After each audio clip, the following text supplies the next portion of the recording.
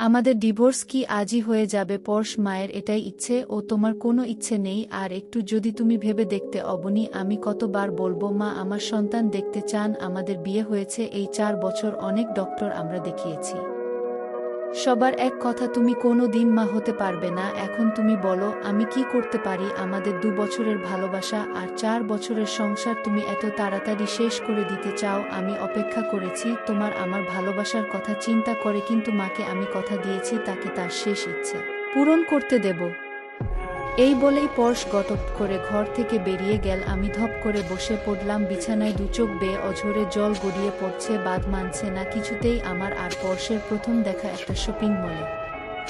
আমি একটা দোকানে বসে কসমেটিক্স দেখছিলাম, হঠাৎ করে পিছন থেকে কেউ একজন বলে উঠল, এক্সকিউজ মি, একটু শুনবেন? এভাবে ডাক শুনে চমকে উঠলাম। আবার সে বলল, এই যে ম্যাম, আপনাকেই বলছি। আমি একটু অবাক হয়ে কাছে গিয়ে বললাম, আপনি আমাকে বলছেন? জি, আপনাকে। আসলে বন্ধুর বউয়ের জন্য একটা শাড়ি কিনতে আসছি, কিন্তু চয়েস করতে পারছি না, প্লিজ যদি একটু হেল্প করতেন। ঠিক আছে, আপনি কত টাকার ভিতরে কিনতে চান বলুন, আমি পছন্দ করে দিচ্ছি, টাকা নিয়ে টেনশন নেই। যত দাম হোক, আপনি একটা শাড়ি পছন্দ করুন। সেদিন খুব সুন্দর একটা শাড়ি পছন্দ করে দিলাম। লোকটা খুশি হয়ে ফোন নম্বর দিয়ে বলল, আমি পরশ, একটা বিদেশি কোম্পানিতে জব করি। আপনি কি করেন জানতে পারি? আপাতত একটা স্কুলে জব করছি। আচ্ছা, আসি, ভালো থাকবেন। কিছু মনে না করলে আপনার নম্বরটা যদি দিতেন, কখনো এমন সিচুয়েশনে পড়লে ফোন করে ডেকে নিব। সেদিন ওর কথা শুনে হেসে দিলাম। তারপর থেকেই শুরু ভালো লাগা, ভালোবাসা। 2 বছর এভাবে কেটে গেল। একদিন বাসা থেকে চাপ দিল, বিয়ে করতে হবে পরশকে। বলতেই ও বলল, আজই মায়ের সাথে কথা বলবো। পরশ ছিল বিরাট কোটিপতির ছেলে, আমি মধ্যবিত্ত পরিবারের সামান্য একটা স্কুল মাস্টারের মেয়ে। তাই পরশের মা সব কিছু শুনে বলল, ওই ঘরের মেয়ে আমার বাড়ির বউ হবার যোগ্য নয়। পরশ, তুমি ওকে ভুলে যাও। কিন্তু না, পরশ আমাকে ভুলিনি। বিয়ে করে নিজের বাড়িতে নিয়ে গিয়েছিল পরশের মা, আমাকে 3 বছর পর মেনে নিল। তারপর ও আমি ভীষণ খুশি ছিলাম পরশের মতো এত দায়িত্ববান স্বামী পেয়ে।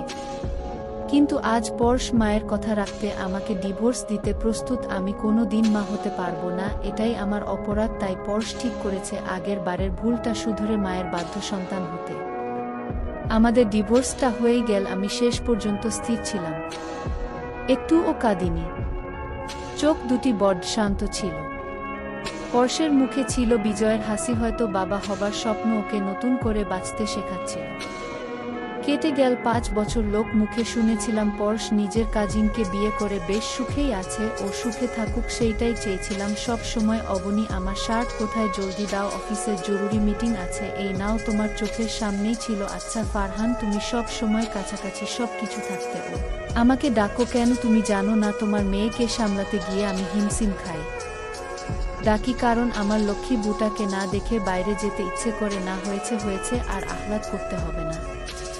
মেয়ে দেখছে, সব কিছু দেখুন, তাতে আমার কি? ও জানুক ওর বাবা ওর মাকে কতটা ভালোবাসে। আচ্ছা শোন, পরশু পরীর জন্মদিন, তুমি অফিসের সবাইকে বলবে, কিন্তু আমি চাই ওর প্রথম জন্মদিনে সবাই উপস্থিত থাকুক। ভালো কথা মনে করিয়ে দিলে, আজই বলবো সবাইকে। আমার অফিসের বসকে ও বলবো, জানো অবনী স্যার বিয়ে করেছেন 5 বছর, কিন্তু কোনো বাচ্চা নেই। ও হো, আচ্ছা ঠিক আছে, তুমি তাকে ও আসতে বলো। বিকেল থেকে অতিথি সব আসতে লাগলো। অনুষ্ঠান শুরু হতে বেশি বাকি নেই।